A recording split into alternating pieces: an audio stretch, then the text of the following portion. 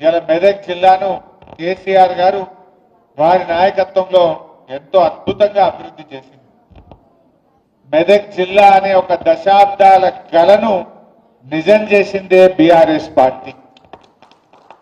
ఇందిరాగాంధీ నుంచి 30-40 ఏళ్లు కాంగ్రెస్ పార్టీ ఊరించి ఉసురు అనిపించింది. కానీ కేసీఆర్ గారు మెదక్ను జిల్లా చేస్తానని మాట ఇచ్చిండు. మెదక్ జిల్లా చేసి చూపిండి అలా కేసీఆర్ గారు. ఒక్క జిల్లా ఏంది, అసలు మెదక్ రూపురేఖలు మార్చిందే బీఆర్ఎస్. బీఆర్ఎస్ రాకముందు వారం రోజులకు ఒక్కసారి నల్లా వస్తుండే మెదక్లో మంచినీళ్ళు 5 రోజులకు 6 రోజులకు 7 రోజులకు ఒక్కసారి నల్లా వస్తుండే. కానీ బీఆర్ఎస్ పార్టీ వచ్చినాక ప్రతి ఇంటికి స్వచ్ఛమైన మంజీరా జలాలు అందించింది బీఆర్ఎస్ పార్టీ. కలెక్టరేట్ ఎవరు కట్టింది, జిల్లా ఆఫీస్ ఎవరు కట్టింది, 100 పడకల ఎంసీహెచ్ ఆసుపత్రి ఎవరు తెచ్చింది, మెడికల్ కాలేజీ తెచ్చింది బీఆర్ఎస్ కాదా? పట్టణంలో అద్భుతమైన 4 లైన్ల రహదారులు చేసి డివైడర్లు పెట్టి ఫుట్పాత్లు పెట్టి మెదక్ జిల్లా రూపురేఖలు మార్చింది బీఆర్ఎస్ పార్టీ కాదా? గణపురం కాలువలను ₹1,00,00,000 డబ్బులతో గణపురం కాలువల్ని ఆధునీకరించింది బీఆర్ఎస్ పార్టీ కాదా? గణపురం కాలువలే కాదు, హల్దీ వాగు మీద మంజీరా మీద 10ల సంఖ్యలో చెక్ డ్యాములు కట్టి నీళ్ళిచ్చింది ఎవరు? బీఆర్ఎస్ కాదా? ఏం చేసింది మీరు గతంలో? జిల్లా చేయకపోతే, చెక్ డ్యామ్ కట్టకపోతే, హల్దీ మీద కాలువల్ని ఆధునీకరించకపోతే, మంచి నీళ్లు ఇవ్వకపోతే, రైతులకు కరెంట్ ఇవ్వకపోతే, ఇవన్నీ చేసింది బీఆర్ఎస్ కదా. అరే మెదక్లో అద్భుతమైన రైతు బజార్ కట్టింది ఎవరు? బీఆర్ఎస్ కాదా? ఇలా రైతు బజార్ కట్టింది కూడా బీఆర్ఎస్. గ్రంథాలయం కట్టింది బీఆర్ఎస్ పార్టీ. చెప్పుకుంటూ పోతే చాలా ఉన్నాయి. నేను అడుగుతున్నా, 2 ఏళ్లైంది కాంగ్రెస్ ప్రభుత్వం వచ్చి, ఒక్క పని చూయించగలుగుతారా? हमारे मुसलमान भाई भी दिख रहा मेरे को। शादी खाना कौन बनाए भाई? मेदक में शादी खाना बनाए बीआरएस पार्टी। मेदक में टिमरिस का स्कूल और कॉलेज लाए बीआरएस पार्टी। इमाम मौजूम साहब लोगों को तनख्वाह दिए, उन लोगों को डबल बेडरूम घर दिया बीआरएस पार्टी। क्या नहीं करे बीआरएस?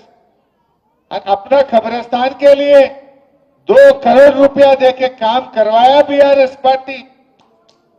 अपने दरगाह मस्जिदों के लिए पैसे दिया बीआरएस पार्टी। 2 साल में कांग्रेस पार्टी कुछ करा माइनॉरिटीज के लिए? 4000 करोड़ बजट देते बोले, वो भी नहीं दिया। इमाम मौजूम साहब का तनख्वाह बढ़ाते बोले, वो भी नहीं करा। 1 रुपया भी आज तक इमाम मौजूम साहब को नहीं मिला। मुसलमानों को एक छोटा भी काम ये मेदक में 2 साल में नहीं हुआ। मैं पूछना चाहता हूं, मेदक में कुछ कारोबारी हुआ, कुछ काम बना, कुछ कॉलेज ही आया, कुछ गली में रोड बनाया? जो कुछ भी आज है ये बीआरएस ने कर चुका है। మన పార్టీ చేసిందే తప్ప ఏమైనా జరిగిందా? మంచి నీళ్ళు ఇచ్చింది బీఆర్ఎస్, జిల్లా ఇచ్చింది బీఆర్ఎస్, రైలు తెచ్చింది ఎవరు? బీఆర్ఎస్ పార్టీ తెచ్చింది కదా. ఆ రైలుకు భూసేకరణ చేయించింది, ఆ రైలు రావడానికి రాష్ట్ర ప్రభుత్వం వాటా కట్టింది, రైల్వే అధికారులతో మాట్లాడి మెదక్ ప్రజల కళ రైలును నిజం చేసింది బీఆర్ఎస్. అరే 2 మహిళా రెసిడెన్షియల్ డిగ్రీ కాలేజీలు తెచ్చినాం. ఎస్టీ మహిళా రెసిడెన్షియల్ డిగ్రీ కాలేజ్, బీసీ మహిళా రెసిడెన్షియల్ డిగ్రీ కాలేజ్ కూడా మెదక్లో తెచ్చాం. ఏం తేందేముండదు, ఎన్నో అభివృద్ధి కార్యక్రమాలు జరిగినాయి. మరి 2 ఏళ్లలో అసలు జరిగిందేమనుందా? మా కృష్ణారెడ్డి చూస్తుండు, మార్కెట్ కమిటీల గోడౌన్లు కట్టింది, మార్కెట్ కమిటీని ఆధునీకరించింది కూడా ఆయన చైర్మన్ ఉన్నప్పుడే చేసినాం. ఇలా చెప్పుకుంటూ పోతే ఎన్నో పనులు ఉన్నాయి. ఈ 2 ఏళ్లలో ఒక పని ఉన్నదా తప్పి? ఒక్క పని ఇవాళ నాకు గుర్తొస్తుంది, మా మల్లికార్జున్ కనబడుతుంది. 2015లో మల్లికార్జున్ చైర్మన్ ఉన్నప్పుడు 2 స్కాచ్ అవార్డులు ఈ మెదక్కు వచ్చినాయి. బీఆర్ఎస్ మున్సిపల్ చైర్మన్ ఉన్నప్పుడు 2 స్కాచ్ అవార్డులు కూడా మెదక్ మున్సిపాలిటీకి కూడా ఆ రోజుల్లో బీఆర్ఎస్ హయాంలోనే వచ్చినాయి తప్ప ఈ కాంగ్రెస్ చేసింది ఏం లేదు. కాంగ్రెస్ కాలంలో ఒకటే పేరు మెదక్ మషూర్, గాడిదలకు మషూర్ చేసింది. ఏమన్నా చేసిరా వీళ్ళు? మీ హయాంలో ఏమన్నా మషూర్ అయిందంటే గాడిదలకు మషూర్ చేసింది. కానీ ఇలా బీఆర్ఎస్ వచ్చినాక జిల్లా చేసింది, కలెక్టరేట్ కట్టింది, ఎస్పీ కార్యాలయం కట్టింది, మెడికల్ కాలేజ్ తెచ్చింది, రెసిడెన్షియల్ మహిళా డిగ్రీ కాలేజీలు తెచ్చింది, టిమ్రిస్ స్కూల్ తెచ్చింది, టిమ్రిస్ కాలేజ్ తెచ్చింది, 4 లైన్ రోడ్లు చేసింది, మంచినీళ్లు తెచ్చింది, రైలు తెచ్చింది, మెడికల్. ఎన్ని చెప్పాలి? ఇట్లా చెప్పాలి. ఇన్ని చేసిన బీఆర్ఎస్ పార్టీ. అదే రామాయణపేట ఆర్టీఓ ఆఫీస్ కావాలని ఎన్నో ఏండ్ల కోరిక. కేసీఆర్ మెదక్ వచ్చిండు, తెల్లారి వరకు రామాయణపేట ఆర్టీఓ ఆఫీస్ ఇచ్చింది కేసీఆర్ కాదా? అరే ఎన్ని చేసినాం? వీళ్ళు చాలా చెప్పిండ్రు, మరి ఏమన్నా అయిందా? రేవంత్ రెడ్డి మొన్నెన్నో మాట్లాడిండు. మనమట సిగ్నల్ కార్డ్ ఎవరన్నా లైన్ దాటితే నీ బ్యాంకులకి వెళ్ళి డైరెక్ట్ అకౌంట్ లో పైసలు తీసుకుంటారట. సార్ చూసిరా మీరు? నీకు తెలియకుండా నీ పైసలు బ్యాంకుల నుంచి డైరెక్ట్ తీసుకుంటారట. వాళ్ళని ఏమంటారే? ఈ మధ్య కొత్త సైబర్ నేరగాళ్ళు అంటారు. నీ పైసలు నీకు తెలియకుండా నీ బ్యాంకులకి వెళ్ళి అకౌంట్లకి వెళ్ళి తీసుకుంటే వాళ్ళని ఏమంటారు? మరి ముఖ్యమంత్రికి సైబర్ నేరగాళ్ళకి ఏమైనా తేడా ఉన్నదా? ఏమైనా తేడా ఉన్నదా? ఏం చెప్పిండు ఎలక్షన్ల ముంగట? మహాలక్ష్మి 2500 ఇస్తా, మీకు 4000 అవ్వాతాతలకు పింఛన్ ఇస్తా. కేసీఆర్ గారు ఉన్నప్పుడు రైతు బంధు నేరుగా ప్రజల అకౌంట్లలో వేసింది. కేసీఆర్ గారు నేరుగా అవ్వాతాతల పింఛన్ 200 నుంచి 2000 చేసి అకౌంట్లలో వేసింది. కేసీఆర్ ఏమో ప్రభుత్వ ఖజానా నుంచి ప్రజల ఖజానాలోకి, ప్రజల అకౌంట్లలో కేసీఆర్ డబ్బులు వేస్తే రేవంత్ రెడ్డి ఏమంటున్నాడు? ప్రజల అకౌంట్లలోకి వెళ్ళి పైసలు పుచ్చుకుంటాడు. నువ్వు మహిళలకు 2500 అవ్వాతాతలకు 4000 అకౌంట్లో ఏమయ్యా రేవంత్ రెడ్డి అంటే, నేను ఏసుడు కాదు తీసుకుని తెలుసు నాకు అంటు. ఏసుడు తెలియదు తీసుకుని తెలుసు అంటుండు. అయినా వేద్దామా? బాగా ఆలోచించండి. మొన్ననే బాకీ కార్డులు వచ్చింది మెదక్లా చూసిన. ఒక్కొక్క అవ్వకు తాతకు 25 నెలలు నిండింది గవర్నమెంట్ వచ్చి. 50,000 బాకీ పడ్డట్టేనా? ఎవడన్నా కాంగ్రెస్ వాడు రేపు అవ్వ దగ్గరకో తాత దగ్గరకో ఓటు అడిగితే ఏం చెప్పాలి? బిడ్డ 50,000 ఇచ్చినాకనే ఓటు అడగాలి కాంగ్రెస్ వాడు అని చెప్పాలి. ఎవరైనా చెల్లె దగ్గరికి పోయి ఓటు అడిగితే 62,500 బాకీ పడ్డావు, ఇచ్చినాకనే ఓటేస్తామని చెప్పాలి. నిన్న ఒక చెల్లె అడిగింది, నేను టీవీలో చూసినా, మీరు చూసిందో లేదో. జోగిపేటలో దామోదర్ రాజనరసింహ గారు చీరలు వస్తుండ్రు, మంత్రి గారు చీర వస్తుంటే నీ చీరతో నా మహాలక్ష్మి పైసలు ఇవ్వండి, ఇంకా 62,500 ఫస్ట్ ఇచ్చినాక మాట్లాడు అని మంత్రి గారికి ముఖం మీదనే చెప్పిందా లేదా? మొన్న ఒక మంత్రి గారు వివేక్ గారు చెన్నూరులో తిరుగుతుంటే ఈ రోడ్ ఎట్లున్నది, బుగ్గలు లేవు, ఏం సంగతి అని ప్రజలు చెన్నూరులో మంత్రి గారి మీద తిరగబడ్డారు. బట్టి విక్రమార్క ఉప ముఖ్యమంత్రి గారి మీద మదిరల మహాలక్ష్మి సంగతి ఏంటి చెప్పు అని మదిరలో ప్రజలు ఆయన మీద, ఉప ముఖ్యమంత్రి గారి మీద తిరగబడ్డారు. ఇవాళ పొద్దుగాల ఇంకో మంత్రి పొన్నం ప్రభాకర్ హైదరాబాద్ లో తిరుగుతుంటే జనం పొన్నం ప్రభాకర్ ను నిలదీసినటువంటి పరిస్థితి. కాంగ్రెస్ పరిస్థితి ఏంటి? మంత్రులను, ఉప ముఖ్యమంత్రిని ఎక్కడికక్కడ ప్రజలు నిలదీస్తున్నటువంటి పరిస్థితి ఉంది. ఓపిక పట్టిండ్రు, 1 సాల్ 2 సాల్ 2 ఏళ్ళు ఓపిక పట్టిండ్రు. ఇప్పుడు నిలదీసే పరిస్థితి మనం చూస్తా ఉన్నాం. అంటే ఇక ప్రజలు నిలదీస్తున్నారని డైవర్షన్ టాక్టిక్స్. నిన్న నాక్సిక్ నోటీస్ ఇచ్చిండు, ఇంకా ఇయాల్లో రేపు కేటీఆర్కి ఇస్తాడు. గంతే కదా నువ్వు ఇచ్చేది, వచ్చిందా? గంతే చేస్తాడు. ఎందుకంటే కేటీఆర్ గారు ఒకవైపు గట్టిగా నిలదీస్తుండు, ఇంకొక వైపు నేను అడుగుతా ఉన్నా, సమాధానాలు లేవు. నీ బొగ్గు కుంభకోణంలో నీ బామ్మర్దికే నువ్వు సాయం చేసినావు, నీ సంగతి ఏంటంటే దాని మీద సమాధానం లేదు. సిట్ నోటీసులు పంపుతుండే, ఇక ప్రేమలేఖలు. భయపడతామనుకుంటున్నావా? నువ్వు ఎన్ని నోటీసులు ఇచ్చినా బిడ్డ నిన్ను ప్రశ్నిస్తూనే ఉంటాం. మహాలక్ష్మి ఇచ్చేదాకా అడుగుతాం, రైతు రుణమాఫీ అయ్యేదాకా అడుగుతాం, నువ్వు అవ్వాతాతలకు 4,000 ఇచ్చేదాకా అడుగుతాం, నువ్వు తులం బంగారం ఇచ్చేదాకా అడుగుతూనే ఉంటాం. పిల్లలకు ఎస్సీ ఎస్టీ బీసీలకు ఫీజు రియంబర్స్మెంట్ డబ్బులు ఇచ్చేదాకా రేవంత్ రెడ్డి వెంట పడుతూనే ఉంటాం. నువ్వు ఎన్ని నోటీసులు ఇచ్చినా, నువ్వు ఎన్ని అటెన్షన్ డైవర్షన్లు చేసినా నీ వెంటనే పడతాం. ఏందన్నట్టు మనం మున్సిపల్ ఎన్నికల్లో పనిచేసుకోవద్దు, ఇక ఈ సిట్ నోటీసులు ఇచ్చి దారి చుట్టే తిరగాలి. నీ బాంబర్ది బొగ్గు కుంభకోణం బయటకు రావద్దు, ఈ సిట్ నోటీసుల మీద డైవర్షన్ పాలిటిక్స్ చేయాలి. నడవ ఈ డ్రామాలు. జనంకి అన్ని అర్థమైపోయినాయి. నువ్వు ప్రజల్ని మోసం చేసినావు. పైసలు లేవని ఒక దిక్కంటాడు, ప్రత్యేక విమానాలల్లా విదేశాలు తిరుగుతున్నాడు, ఢిల్లీ తిరుగుతున్నాడు. ఈయన ఫుట్బాల్ ఆడడానికి స్టేడియంలు కట్టుకుంటున్నాడు.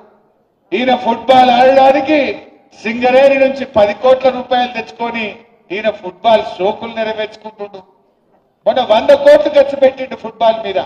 100 కోట్లతో 10 స్కూళ్ళు కట్టకపోదుమా? పైసలు లేవంటావు, నీ ఫుట్బాల్ కోసం 100 కోట్ల రూపాయలు ఖర్చు పెట్టవా రేవంత్ రెడ్డి? నీ షోకుల కోసం ఖర్చు పెట్టవా రేవంత్ రెడ్డి? మనం చూస్తలేమా? నిన్న మొన్న వాటాల పంచాయతీ పడి మంత్రులే ఇవాళ కొట్లాడుకుంటున్నారు. వాటాల కోసం రోడ్డు మీద పడతా ఉన్నారు. ఇవాళ అన్ని విషయాలు కూడా ప్రజలకు అర్థమైపోతా ఉన్నాయి. మీరు మెదక్లు నేను అడుగుతా ఉన్నా, ఎందుకంటే కాంగ్రెస్ గవర్నమెంట్ ఉంటే గణపురం నీళ్లు వదలాలంటే జీబులు కట్టుకుని హైదరాబాద్ పోవాలి. హ్యూమన్ రైట్స్ కమిషన్ల కేసులు వేయాలి. 10 ఏళ్ల బీఆర్ఎస్ గవర్నమెంట్ లో గడప బయట కాలు పెట్టకుండా నీళ్ళు వచ్చినాయా లేవా? ఒక్క ఫోన్ కొట్టి పద్మక్క నీళ్ళిడు అంటే ఆడ గేట్లు ఎత్తుడైనా. గడప బయట కాలు పెట్టకుండా 10 ఏళ్లు గణపురం ఆనకట్టకు నీళ్లు ఇచ్చింది బీఆర్ఎస్. కాంగ్రెస్ వచ్చింది, యాసంగి పంటకు నీళ్లు బంద్ అయినాయి. ఉన్నాయా ఈ యాసంగికి నీళ్లు? ఈ యాసంగి ఎండబెట్టేసింది. Crop holiday ప్రకటించిండు. యాసంగి రైతు బంధు ఇప్పటిదాకా వల్లే.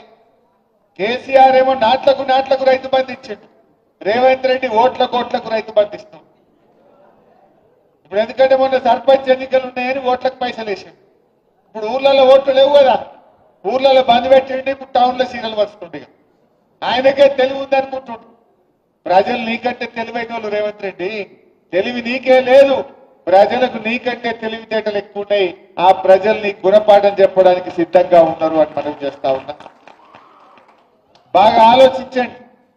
ఇలా మెదక్ అభివృద్ధిలో ముందుకు సాగాలంటే మన బీఆర్ఎస్ అభ్యర్థులు గెలవాల్సిన అవసరం ఉంది. కేసీఆర్ గారు ఎంతో ఆలోచించి కొత్త జిల్లాలు ఏర్పాటు చేసింది. ఇలా కాంగ్రెస్ వాళ్ళు జిల్లాలు రద్దు చేస్తారట. మెదక్లో ఎవరైనా కాంగ్రెస్ పార్టీకి ఓటేయడం అంటే మన జిల్లాను మనం వద్దనుకోవడమే. మన జిల్లా రద్దు చేస్తానన్న రేవంత్ రెడ్డికి ఓటేయడం అంటే మన ఏళ్ళతో మన కన్ను పొడుచుకోవడమే. మెదక్ జిల్లా ఉండాలనా పోవాలా? ఉండాలనా పోవాలా? ఉండాలంటే కారు కోటేయాలి, కాంగ్రెస్ చిత్తుగా ఓడగొట్టాలి. అప్పుడు మన జిల్లాల తెరువు రాడు. మన జిల్లా తెరువు రేవంత్ రావద్దంటే, రేవంత్ జ్ఞానోదయం కావాలంటే కాంగ్రెస్ పార్టీని ఓడించాలని చెప్పి నేను మెదక్ ప్రజలందరికీ కూడా ఈ సందర్భంగా పిలుపునిస్తా ఉన్నా. మెదక్ అయినా, నర్సాపూర్ అయినా, రామాయణపేట అయినా, తూప్రాన్ అయినా 4 మున్సిపాలిటీలు గులాబీ జెండా ఎగిరి తీరాలని చెప్పి కూడా నేను ఈ సందర్భంగా పిలుపునిస్తా ఉన్నా. నాకు నమ్మకం ఉంది తప్పకుండా ఈ 4 మున్సిపాలిటీలు కూడా బీఆర్ఎస్ గెలిచి తీరుతుంది. అసలు కాంగ్రెస్ వచ్చినాక మున్సిపాలిటీల్లో బుగ్గలు కూడా, వీధి దీపాలు కూడా వెలుగుతలేవు. చెత్త కూడా సరిగా ఎత్తుతున్న పరిస్థితి లేదు. కొత్తగా రోడ్ వేసిన పరిస్థితి లేదు.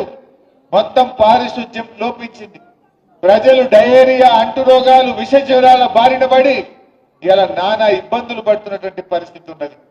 ఇంకా గొప్పతనం ఏంటంటే దీనికి మున్సిపల్ మంత్రి రేవంత్ రెడ్డి. ఆయన శాఖలోనే ఇంత దారుణమైనటువంటి పరిస్థితులు ఇవాళ ఈ రాష్ట్రంలో నెలకొన్నటువంటి పరిస్థితి ఉన్నది. నేను మీ అందరినీ కూడా కోరేది ఒక్కటే, దయచేసి అందరూ కలిసిమెలిసి పనిచేయండి. పార్టీలో కార్యకర్తలు మెరిట్ ప్రకారం మా ఫారూక్ హుస్సేన్ సాబ్ ఆయన పార్టీ మనిషి, ఎవరి ముఖం చూడడు. జో జీతా ఉनको టికెట్ మిల్తా. వేరే వాళ్ళు దయచేసి నేను కోరేది ఒక్కటే, ఎవరైనా రాకపోతే కాపాడుకుంటాం. 2 ఏళ్ల తర్వాత వచ్చేది బీఆర్ఎస్ గవర్నమెంటే. తప్పకుండా మార్కెట్ కమిటీలు ఉంటాయి, ఎన్నో అవకాశాలు ఉంటాయి, గ్రంథాలయ సంస్థ డైరెక్టర్లు ఉంటాయి.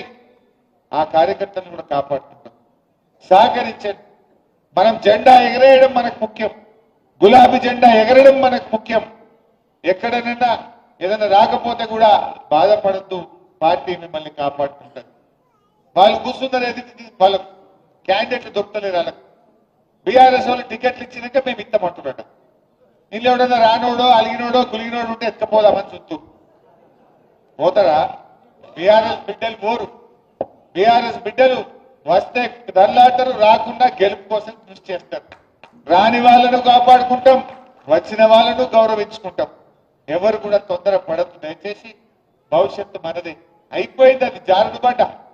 కాంగ్రెస్ పని జారుడు బండ మీద పడ్డట్టే. మంత్రులే నిలదీస్తుంటే ఎవరు కాడా ఊరు ఏడ పోతాడ మంత్రుల్ని నిలదీస్తుంటే ఉన్నది. మంత్రులు బయటకు వెళ్ళాలంటే పోలీసు వాళ్ళు ముంగడ జీబులు 4 ఎన్కరేజ్ పెట్టుకొని వెళ్తున్నారు. వట్టిగా వచ్చే పరిస్థితి లేదు ఈరోజు. అందువల్ల మనం కలిసిమెలిసి పనిచేద్దాం, మంచిగా పోరాడదాం. అందరం కలిసి మరి మన మెదక్ మీద గులాబీ జెండా ఎగరేసుకుందాం. ముఖ్యంగా సురేందర్ గౌడ్ గారు నాతో ఒక్కటే మాట అన్నాడు, అన్న మెదక్ జిల్లా, మెదక్ జిల్లా మీద గులాబీ జెండా ఎగిరేయడం కోసమే నేను బీఆర్ఎస్ లోకి వస్తున్నా. మా జగపతి అన్న, మా మల్లికార్జున్ గౌడ్, కృష్ణారెడ్డి, సురేందర్ గౌడ్, ప్రభురెడ్డి, ఆంజనేయులు, మా సీనియర్ నాయకుడు, వీళ్ళందరూ కలిసి మెదక్ల బయలునాక ఇంకోటి ఎదురుగా మిగులుతాడా? ఇంత మంచి నాయకులు, అనుభవం ఉన్న వాళ్ళు, ఇంత మంచి పేరున్న వాళ్ళు ఒక్క బీఆర్ఎస్ కుందరు తప్ప ఇంకో పార్టీలో ఉన్నారా? మనోళ్ళు చాలా మంచి ధైర్యవంతులు. బాగా చేయండి, మంచిగా ప్రజలకు అందుబాటులో ఉంటూ మన బీఆర్ఎస్ పార్టీ చేసిన పనులను వివరించండి. కాంగ్రెస్ మోసాలను మీ ఫోన్లలో చూపియండి. బాకీ కార్డులు పంచండి.